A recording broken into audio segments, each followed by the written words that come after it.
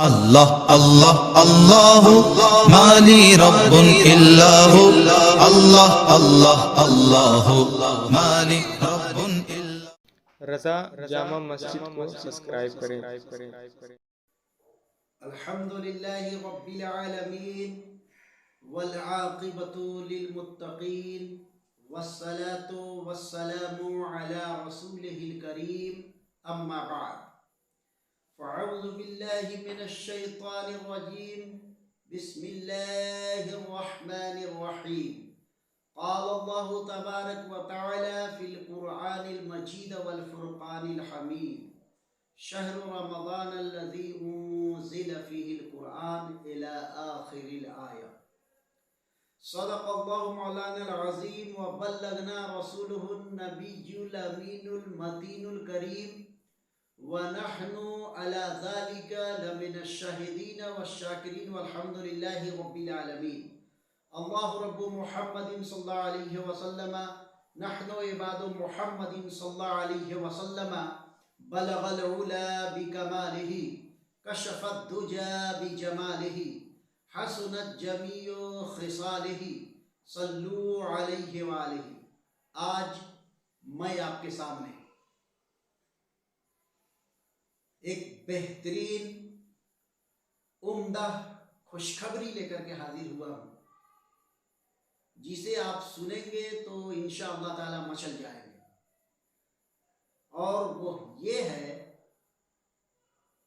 कि रमज़ानुल मुक़द्दस में जहाँ रब तबारक व तआला के नेमतों का, रहमतों का, बरकतों का नुज़ूल होता है, वहीं पर जब बंदा रोज़ा रखता है और रखने के बाद उस बंदे को, उस शख्स को अगर किसी दूसरे ने अपने दरवाजे तक बुला करके इफ्तार करा दिया, अफ्तारी कराया, अब उस अफ्तार में एक खजूर ही सही या एक गिलास पानी ही सही, उसका बहुत बेहतरीन बदला अल्लाह तबारक व तआला उस बंदे को अता करता है। तो आज इसी की मुनासिबत से चंद हदीस पाक मैं आपको सुनाने की कोशिश करूंगा, और मेरी कोशिश रहेगी कि मैं आपको बताऊं कि एक रोज़ेदार को अफ्तार कराने का फ़ायदा क्या है, सवाब क्या है। तो फिर हम शुरू करते हैं। अल्लाह तबारक व तआला कलामे मजीद के अंदर फरमाया शहर रमज़ान अल्लज़ी उन्ज़िल फ़ीहिल क़ुरआन। ये वो आयत तैयबा है जिसमें अल्लाह तबारक व तआला रमज़ानुल मुक़द्दस का जिक्र फरमाकर जो इसके अलावा 11 महीने हैं सबसे मुमताज़ कर दिया, और मुमताज़ इस माना करके कर दिया कि सिर्फ रमज़ान ही 12 महीनों में एक ऐसा महीना है जिसका जिक्र अल्लाह तबारक व तआला कलामे मजीद के अंदर फरमाया है। सुभान अल्लाह। तो दोस्ताने मोहतरम, एक और खुसूसियत ये है कि इस माह मुक़द्दस में अल्लाह तबारक व तआला कुरान मजीद का नुज़ूल फरमाया। सुभान अल्लाह। अब आइए मैं आपको बताता हूँ, एक हदीस पाक में जिक्र है, अल्लाह के नबी सल्लल्लाहु अलैहि वसल्लम इरशाद फरमाते हैं, हदीस पाक आप सुनेंगे तो यकीनन मचल जाएंगे, इसलिए कि हदीस पाक में अल्लाह के नबी सल्लल्लाहु अलैहि वसल्लम ने जिस चीज़ का जिक्र फरमाया है वो यकीनन जब मोमिन बंदा सुनता है तो उसका ईमान भी ताजा होता है और वो मचल जाता है। यानी शहरुन यज़दादु फीहि रिज़्कुल मोमिन। सुभान अल्लाह। शहरुन यज़दादु फीहि रिज़्कुल मोमिन, यानी रमज़ानुल मुक़द्दस का जो महीना है, अल्लाह तबारक व तआला इस मुक़द्दस महीने में मोमिनों का रिस्क कुशादा फरमा देता है, बढ़ा देता है, उसमें बरकत ज्यादा फरमा देता है। अब अगर इतनी बात समझ में आई तो फिर आगे बढ़े कि जब अल्लाह तबारक व तआला रिज्क को बढ़ा देता है तो हमें और आपको चाहिए कि जो लोग रोजा से होते हैं उनको अफ्तार कराएं अपने दरवाजे पर, इसलिए कि इसका बहुत सवाब है और सवाब के साथ साथ और बहुत सारी चीजें इसमें हैं जिसको सुनने के बाद में मोमिन बंदा मचल जाता है, सुभान अल्लाह। लेकिन इससे पहले लफ्ज़े रमजान की वजाहत कर दूं और फिर उसके बाद में जो लोग ये अफ्तार कराते हैं उसका सवाब क्या है, उसका बदला क्या है, इंशाअल्लाह तबारक व तआला उसे हम जिक्र करेंगे। तो मैं समझता हूं कि आप तैयार हैं सुनने के लिए, तो समाप्त कीजिए। लफ्ज़े रमजान में कितने हुरूफ हैं? रा, मीम, वाद, अलिफ, नून। अगर फर्दन फर्दन इन तमाम हुरूफ के माना को देखा जाए तो बंदा मचल जाएगा, इसलिए कि इसके अंदर बहुत सारे राज पिन्हा हैं जिससे हम और आप गाफिल हैं। तो इस राज को जानने के लिए अपने आप को बेदार कीजिए और इंशाअल्लाह ताला मैं कोशिश करता हूं कि उस राज को, राज़े पिन्हा को आपके सामने में वाज़ेह कर दूं। रमजान यानी रहमत, रा है, इससे मुराद रहमत। मीम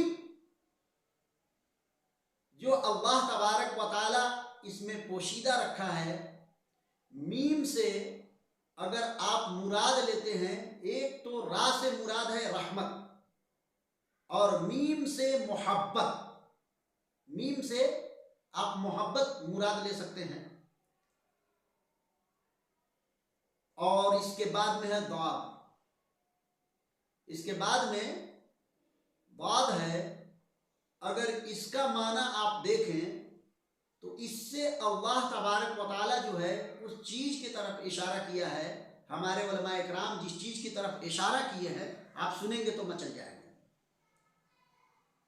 एक रा से रहमत और मीम से हकीकी माना जो उलमा इकराम बयान करते हैं मगफिरत है। मीम से मगफिरत, फिर दाद है, तो इससे जो है इंशाअल्लाह हम आखिर में दाद की वजाहत करेंगे। और अलिफ से इनाम है और नून से नूर मुराद है। तो अब यहां पर ये 5 चीजें हो जाती हैं जिस पर अगर हम और आप गौर कर लें तो कभी भी रमजान को यूं ही नहीं छोड़ सकते, यानी तबाहुली और मुमातलत हम नहीं कर सकते इंशाअल्लाह। अब आइए इस महीने की खुसूसियात में से 5 और हैं और वो खुसूसियत आपको जानना चाहिए और इंशाअल्लाह मैं अभी बयान कर देता हूं कि वो 5 खुसूसियत इनके अलावा क्या हैं।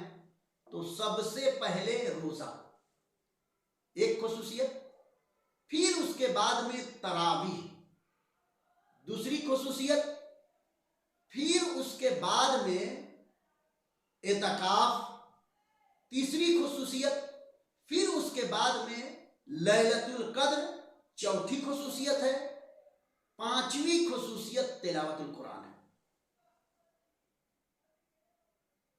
और ये 5 चीजें खास है सिर्फ और सिर्फ इसी महीने के लिए। बैक वक्त जो ये 5 चीजें पाई जाती हैं वो सिर्फ और सिर्फ इसी महीने में खास है, इस महीने की खुसूसियत में दाखिल है। इसलिए कि बहुत सारे लोग हम में से होते हैं जो कुरान की तिलावत करना जानते हुए भी नहीं करते और महीनों में, लेकिन जैसे ही रमजानुल मुकद्दस का महीना आ जाता है, मोमिन बंदा जब भी नमाज पढ़ता है उसके बाद में एक ही सफा सही कुरान की तिलावत करता है, सुभान अल्लाह। वैसे ही और महीनों में बंदा इतिकाफ करे न करे, लेकिन रमजान के मुकद्दस महीने में कुछ ऐसे बंदे होते हैं जो इतिकाफ करते हैं, और कुछ तो ऐसे होते हैं जिनको अल्लाह तबारक व तआला माल से नवाजा है, तो बहुत सारे पैसे खर्च करके वो मक्कतुल मुकर्रमा चले जाते हैं, मदीनतुल मुनव्वरा चले जाते हैं और वहां पर जाकर के इतिकाफ करते हैं, सुभान अल्लाह। और इसके अलावा लैलतुल क़द्र एक वो रात है जिसमें अल्लाह तबारक व तआला अपने बंदों की बख्शिश इस तरीके से फरमाता है कि बंदा उसे अपने ज़हनो दिमाग में ला ही नहीं सकता।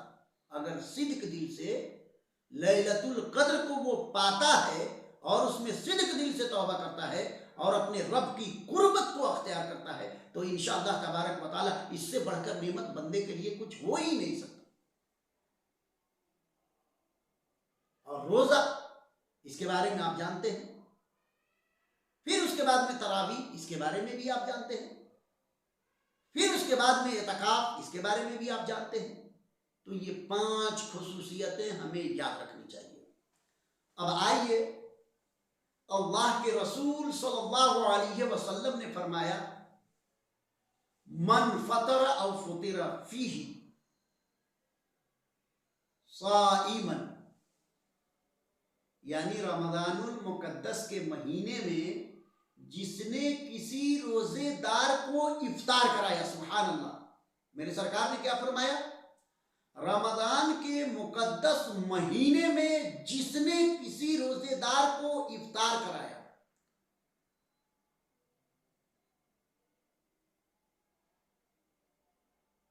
इफ्तार कराने के लिए करा दिया। अब चाहे उसकी हैसियत जो हो, चाहे दस्तरखान पर वो जो पेश करे, इस पर कलाम नहीं है। बात यहां पर यह है कि सवाब की नीयत से बंदा किसी रोजेदार को इफ्तार कराए। तो जब अफ्तार का इंतजाम करता है और अपने दस्तरखान पर रखता है, और रोजेदार जब तशरीफ ले आते हैं, बैठते हैं इफ्तार करने के लिए, तो मेरे सरकार फरमाते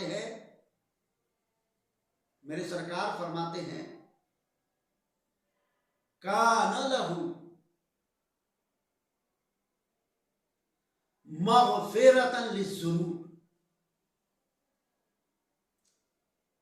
तो अल्लाह तबारक व तआला उसके गुनाहों की मग़फ़िरत फरमा देता है, सुभान अल्लाह।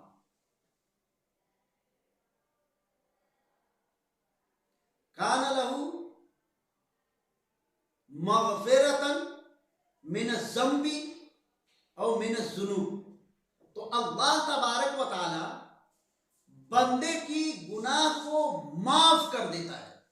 और यही तक कि नहीं, मेरे सरकार फरमाते हैं कि अगर वो बंदा इफ्तार करा देता है, इफ्तार कराने के बाद में अगर वो बंदा इफ्तार मोमिन बंदे को कराया, तो अल्लाह ताला एक तो उसके गुनाह को बख्श दिया, और दूसरी बात है कि अल्लाह ताला उसके गर्दन को जहन्नम से आजाद कर देता है, सुभान अल्लाह। यानी इत्क़ु रक़बतम मिनन नार। मेरे सरकार ने फरमाया कि उसकी गर्दन जो है, अल्लाह तबारक व तआला जो है जहन्नम से आजाद फरमा देता है, सुभान अल्लाह। और फिर मेरे सरकार फरमाते हैं कि वो मोमिन बंदा जिसने इफ्तार का इंतजाम किया है, उसके सवाब में अल्लाह तबारक व तआला इजाफा फरमा देता है। और इजाफा फरमाने के साथ साथ मेरे सरकार ने फरमाया ला यनकुस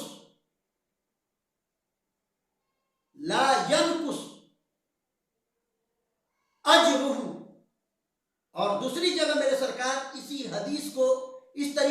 फरमाते हैं ला यनकुस अजरुहु मिन अजरिही शैउन, यानी उसने इफ्तार कराया, इफ्तार कराने के बाद में अल्लाह तबारक व तआला ये खुशखबरी दे दिया कि उसके गुनाहों की मगफिरत हो जाती है, जहन्नम से उसकी गर्दन को अल्लाह ताला आजाद कर देता है और फिर उसके हक में सवाब को बढ़ा देता है। और सवाब को जब बढ़ा देता है तो अब ऐसा नहीं है कि उसके सवाब से लेकर के नहीं, बल्कि उसके हक में सवाब की कोई कमी नहीं होती, नहीं, उसके हक में जो सवाब है उसमें से कमी और बेशी नहीं, इधर से माइनस करके इधर प्लस कर देना, इधर से माइनस करके इधर प्लस कर देना, ये मतलब नहीं। यानी ला यनकुस अजरुहु मिन अजरिही शैउन, यानी उसका अज्र जो है उस अज्र में से थोड़ी सी भी कोई कमी नहीं होती है। सुभान अल्लाह। तो एक इफ्तार कराने की वजह से आप देखें कि मेरे सरकार ने कैसी बशारत दी। तो कितने खुश नसीब हैं वो लोग जो हलाल पैसे का सर्फ उन लोगों पर करते हैं जिन्होंने अल्लाह की इबादत की नीयत से रोजे से हैं। सुभान अल्लाह। तो दोस्ताने मोहतरम, हमें और आपको चाहिए कि इस मुकद्दस महीने में, जिसको मेरे सरकार ने फरमाया शहरुन यज़दादु फीहि रिज़्कुल मुमिन, कि रमजान के मुकद्दस महीने में अल्लाह तबारक व तआला मोमिन के रिज्क को बढ़ा देता है। तो जब बढ़ा देता है तो सुभान अल्लाह, हमें और आपको चाहिए कि रोजेदार को बुला करके अपने दरवाजे पर इफ्तार कराएं।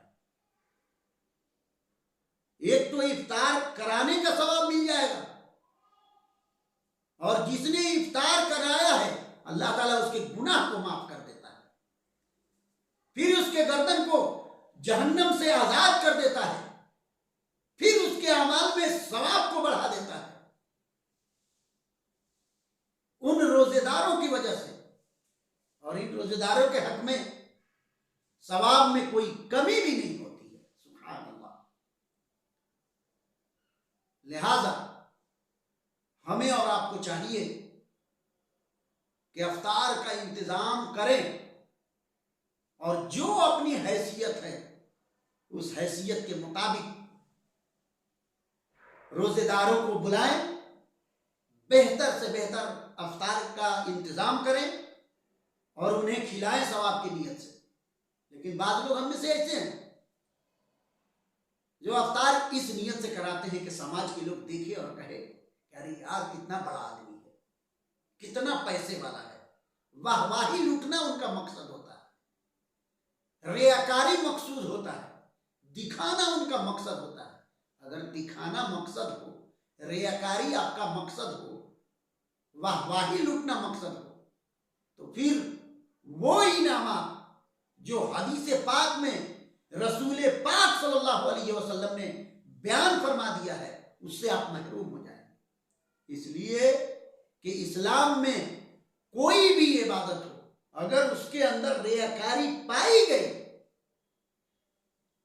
नुमाइश, दिखावा और शोहरत मतलूब हो, तो वो इबादतें कयामत के दिन बंदों के मुंह पे मार दिए जाएंगे। जैसा कि नमाज है, नमाज हम इस इरादे से पढ़ते हैं कि लोग मुझे नमाजी कहें, तो कयामत के दिन क्या होगा, अल्लाह ताला बुलाएगा और बुलाने के बाद में कहेगा क्या है नमाजी, तूने नमाज को इसलिए शुरू किया था कि तुम्हारे मोहल्ले, बस्ती, आबादी के लोग तुम्हें नमाजी कहें, वो तू पा गया। अब यहां पर तुम्हारा बदला, तुम्हारा हिस्सा कुछ भी नहीं है। तो सोचे, एक इरादे की वजह से जो अजीम सवाब, अजर सवाब हमारे नामे अमाल में लिखे जाने थे, उससे हम महरूम हो गए। लिहाजा कतई तौर पर ये बातें हमारे ज़हनो दिमाग में नहीं आना चाहिए कि लोग मुझे अच्छा कहें, लोग मुझे सखी कहें, लोग मुझे गनी कहें, लोग मुझे मालदार कहें और लोग मुझे इज्जत की नजर से देखें। नहीं, इज्जतो जिल्लत ये रब के दश्ते कुदरत में है। अगर आप इज्जत चाहते हो तो अपने रब से तलब करो, शोहरत चाहते हो तो अपने रब से तलब करो, दौलत में रिस्क में कुशादगी चाहते हो अपने रब से तलब करो। इसलिए कि रब ताला कलाम मजीद के अंदर फरमा दिया है, व इज़ा सालका इबादी अन्नी फइन्नी करीब, जब मेरा बंदा मुझसे सवाल करता है, मांगता है, तो मैं उससे करीब हूं। फिर आगे फरमाता है, उजीबु दावत दा, जब दुआ करने वाला दुआ करता है, मांगने वाला जब मांगता है, सवाल करने वाला जब सवाल करता है, तो उसका जवाब मैं देता हूं, यानी उसे मैं कबूल फरमाता हूं। तो जब हमारा रब हम सबको अता करता है, देता है, तो फिर गैरों पर हम उम्मीद क्यों करें, गैरों से उम्मीद क्यों लगाएं, जबकि हमारा रब हमें देता है। एक बात और यहां पर, जब हम अफ्तार कराने के लिए रोजेदारों को बुलाते हैं, तो बाज हमारे अहबाब ऐसे हैं, छोटे बड़े का लिहाज करते हैं, पैसे वालों का लिहाज करते हैं, गरीबों का लिहाज करते हैं। जो पैसे वाले हैं उनके लिए अफ्तार का इंतजाम अच्छी जगह पर और अच्छी अच्छी चीजें रख दी जाती हैं, और आम लोगों के लिए, गरीबों के लिए, मिस्कीनों के लिए बस यूं ही दस्तरखान सजा दिए जाते हैं, और फिर वो चीजें जो अमीरों के लिए दस्तरखान पर रखे हैं, उसमें से कुछ चीजें इस दस्तरखान पर रख देते हैं। आप कौन होते हैं ये फर्क करने वाले? हम कौन होते हैं ये फर्क करने वाले? अमीर और गरीब के दरमियान, सियासतदान के दरमियान, आलिम के दरमियान, उलमा के दरमियान, मिस्कीन के दरमियान, फकीर के दरमियान नहीं। अल्लाह ताला फरमाता है, रोजा मेरे लिए है और इसका बदला मैं देता हूं। उसने तो ये नहीं कहा अमीरों को अलग बदला देता हूं, गरीबों को अलग बदला देता हूं, मिस्कीनों को अलग देता हूं। नहीं, सबको बराबर देता है। लिहाजा जब भी इफ्तार का हम इंतजाम करें तो उसमें यह फर्क न किया जाए कि ये गरीब है तो इसे ये दिया जाए, ये अमीर है तो इसे ये दिया जाए, ये गरीब है तो इसे इस जगह पर बैठाते हैं, ये अमीर है तो इसे ऊंची जगह पर बैठाते हैं, अच्छी जगह पर बैठाते हैं। नहीं, अगर हम ऐसा करते हैं तो जो अल्लाह तबारक व तआला के इनामात हैं, उस इनामात से हम महरूम हो जाएंगे। लिहाजा हमें महरूम नहीं होना है। ये तो वो महीना है जिसमें अपने दामने मुराद को भर लेना है, और ये महीना साल में एक ही मर्तबा आता है, और उसमें भी हम नफ्से अम्मारा की सुने नहीं। कुरान मजीद में एक जगह रब तबारक व तआला फरमाता है, या अय्यतुहन नफ्सुल मुतमइन्ना। ये नफ्सुल मुतमइन्ना अंबिया इकराम के होते हैं।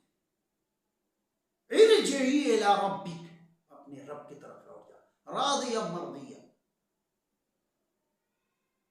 खुशखबरी और बशारत के साथ, रादियतम मर्दिया फदखुली फी इबादी वदखुली जन्नती। सुभान अल्लाह। हम अपने कोशिश से नबी तो नहीं बन सकते, रसूल तो नहीं बन सकते, फिरिश्ता तो नहीं बन सकते, लेकिन अल्लाह के नेक बंदे तो बन सकते हैं। अल्लाह के महबूब बंदों में तो हमारा शुमार हो सकता है। ये कब होगा? जब हम छोटे बड़े का लिहाज न करते हुए, अमीरों गरीब का लिहाज न करते हुए सबको यकसा देखें और सबके लिए अफ्तार का जो सामान है वो बराबर पेश करें, तो इंशाअल्लाह ताला हम अपने दामने मुराद को भर सकते हैं। एक बात और वो ये है कि जब हम इफ्तार के लिए बुलाते हैं तो बिल्कुल अफरा तफरी का माहौल हो जाता है। ये अफरा तफरी का माहौल ना बनाए, इसलिए कि जिस दस्तरखान पर रोजेदार होते हैं आप आधा घंटा पौन घंटा पहले दस्तरखान को लगाएं, तमाम चीजें उस पर रख दें और रखने के बाद में जो लोग भी आए, 2 लोग रास्ते में खड़े हो गए, आइए कुरान पढ़ लेते हैं, अपनी अपनी जगह पर बैठे। जिनको कुरान नहीं आता है, दूसरे लोग पढ़ रहे हैं, उनसे सुन लें, थोड़ी सी तस्बीह तहलील कर लें, इस्तिग़फ़ार कर लें, अपनी रब की बारगाह में तौबा कर लें। और जब कुछ मिनट बाकी रहे, 5 मिनट 7 मिनट बाकी रहे, तो काफी रोजेदार मौजूद होते हैं, उसमें हर किस्म के लोग मौजूद होते हैं। और आपने सुना होगा कि 40 में गालिबन 1 वली होता है। तो जब इफ्तार के लिए हम लोगों को बुलाते हैं तो वहां पर बैठने वाले लोग दस्तरखान पर 1-2 नहीं होते हैं, कहीं कहीं तो हम देखते हैं 500-500 लोग होते हैं, हजार लोग होते हैं। लिहाजा अगर उसमें से एक आदमी दुआ करता है और सबके सब उसकी दुआ पर आमीन कहते हैं, तो समझिए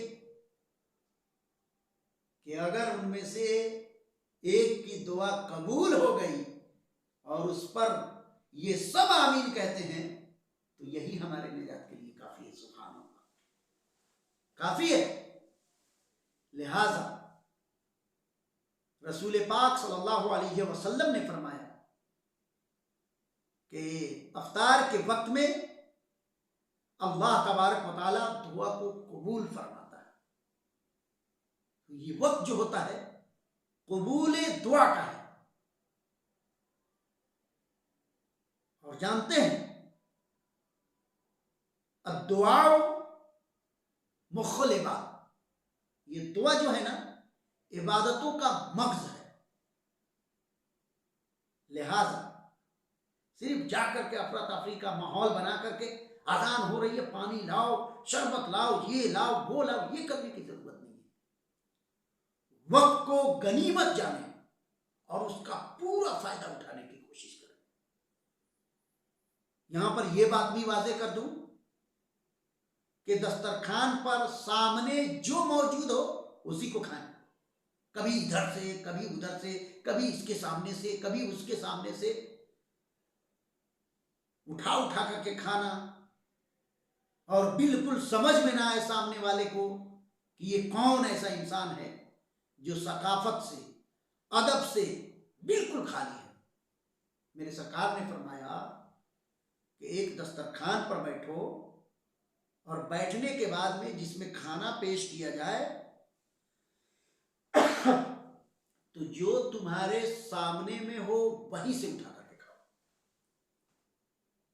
लेकिन अफसोस के साथ कहना पड़ रहा है कि इफ्तार पार्टियों में देखा ये जाता है, अफरा तफरी का माहौल होता है, अपने सामने का सबसे पहले चट कर जाते हैं, फिर इसके सामने से, फिर उसके सामने से,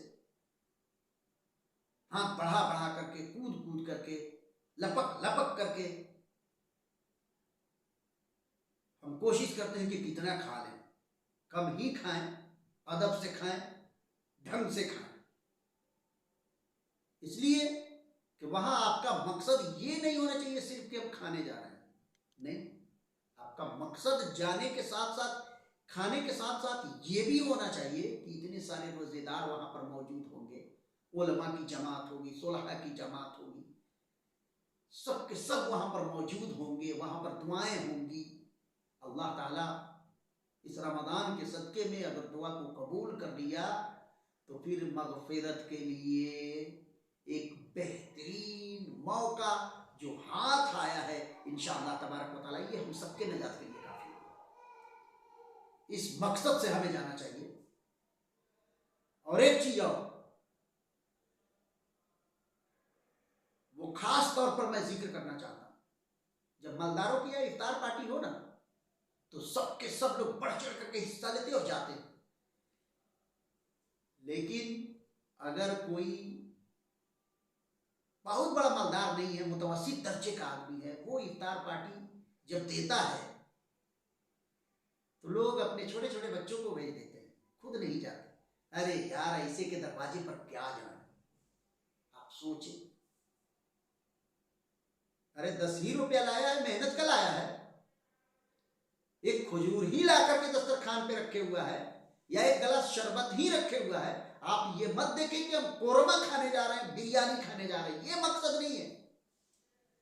मेरे सरकार फरमाते हैं जब दावत देने वाला दावत देता है तो उसे कबूल करो, और उसमें ये मत देखो कि ये अमीर है कि गरीब। हाँ, सरकार ने इतना फरमाया, नाच गाने की महफिल जहां पर हो तो उससे परहेज करना है, बचना है। लेकिन जहां तक दिलजोई की बात है, उलमा इकराम फरमाते हैं, हदीस पाक में भी आया है कि अगर नाच गाने की महफिल हो तो आप अगर नहीं जाते हैं, वहां पर आपके बैठने का अलहदा कोई इंतजाम नहीं है, और अगर है भी तो वहां गए तो आप परहेज करें खाने से, ताकि सामने वाले को सबक हासिल हो कि इतना हमने खर्च किया है, लेकिन हमारे उलमा जब तशरीफ लाए हैं तो इस नाचबाजी की वजह से हमारे दरवाजे से एक गिलास पानी तक के नहीं पिए। हो सकता है कि अल्लाह तबारक व तआला उसे सही समझ अता कर दे, लेकिन डायरेक्ट इनकार कर देना, डायरेक्ट जली कड़ी बात बोल देना, डायरेक्ट उसे इस्लाम से खारिज कर देना, डायरेक्ट ऐसी बातें बोल देना कि उसे नागवार गुजरे, ऐसी बातें नहीं करनी। जब भी कोई अफ्तार पार्टी आपको दे और आपके दरवाजे तक पहुंचता है तो खुश मजाजी से मिले, और इतना जरूर कहें इंशाअल्लाह ताला हम जरूर भी जरूर हाजिर होंगे, मोहब्बत से, ताकि उसका हौसला बढ़े कि इनके दरवाजे तक मैं आया तो बड़ी खुश मजाजी से मिले और दावत को इन्होंने कबूल किया। और जब आप दावत कबूल करें तो कोशिश ये होनी चाहिए कि जाएं। अब आपके ज़हनो दिमाग में ये चलने लगे कौन देख रहा है इतने लोगों में, अरे और कोई नहीं देख रहा है तो आपका रब तो देख रहा है ना, हम सबका रब तो देख रहा है ना, उससे कौन बच सकता है। उसका काम था हमें दावत दे देना, हमारा काम है कि हम कबूल किए हैं तो वहां हाजिर हो। जब हम हाजिर होंगे तब जाकर के रब तबारक व तआला हमसे खुश हो जाएगा, अल्लाह के नबी खुश होंगे, और खुश होने के साथ साथ वो सवाब, वो इनामात की बारिशें जो होती हैं उससे अपने दामन मुराद को हम भर सकते हैं। लिहाजा अफ्तार पार्टी देना बहुत सवाब का काम है। हर आदमी को अपने वुसअत के मुताबिक, ये कोई जरूरी नहीं है कि पूरे मोहल्ले को जमा किया जाए। अगर इतनी वुसअत नहीं है तो गांव के इमाम ही सही, या गांव के वो लोग जिनके बारे में आप जानते हैं कि रमज़ान के मुकद्दस महीने में भी इन्हें बेहतर से बेहतर खाना या अफ्तार टाइम पर नहीं मिलता है, ऐसे लोगों का इंतखाब करें। इसलिए कि जब ये दुआ करेंगे तो अल्लाह तबारक व तआला डायरेक्ट इनकी दुआ को कबूल करता है। और इस रमज़ान के मुकद्दस महीने में रोजाना शाम को एक इनाम ये भी है इस रमज़ान के मुकद्दस महीने में कि अल्लाह ताला दुआओं को कबूल फरमाता है। लिहाजा आज की तकरीर में जो मैंने आपको पैगाम दिया, यानी अफ्तार पार्टी का, इसका एहतमाम करें।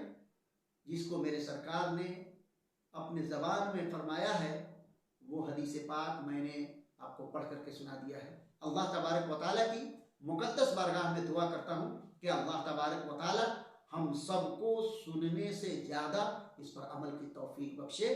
ये किस्सा लतीफ़ अभी ना तमाम था, जो कुछ बया हुआ आगाज़ बाब था।